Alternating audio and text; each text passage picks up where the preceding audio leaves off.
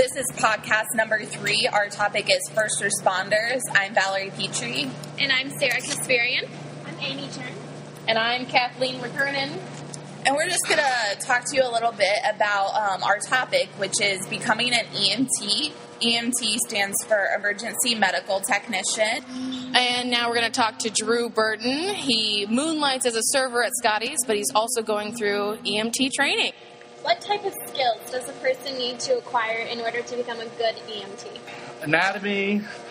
Basically, you need to be willing to spend the time in continuing education to keep learning, because even within a year, they can change types of treatments or just how you go about treating certain.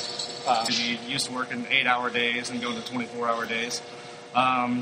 Getting up all hours of the night, so you need to make sure you actually sleep, take naps, which most of the time I never really ever did. You have to be on call, 24/7 if you're an EMT, which comes with a lot of family sacrifices. My question kind of goes back to the beginning. Like, why did you decide to do that? Like, why did you decide to participate in this program? And if anything, what motivated you?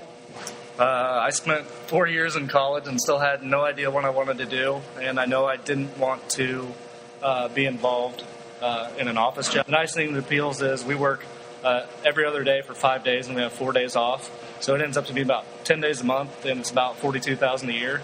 So even with another part-time job, I can get to $50,000 or $60,000. Okay, since you are the first responder to an emergency, can you describe the type of emotion you get when you first arrive? We get called to everything from car crashes to heart attacks and stuff like that. So when the dispatch calls us, they'll tell us, hey, you're going to a car wreck, don't know how many people, or they know how many people and what the injury is, or hey, you're going to chest pain, that kind of stuff in the house. So you kind of have an idea in your mind what you're going into, so that's what we prep for going in. What's the most interesting tidbit that you've actually picked up through all your EMT classes? What little nugget of knowledge can you pass on that's fascinating to you?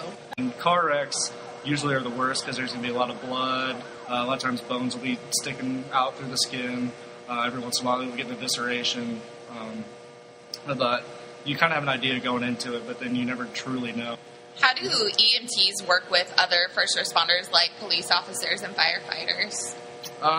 Usually the police officers are going to be the first one on the scene.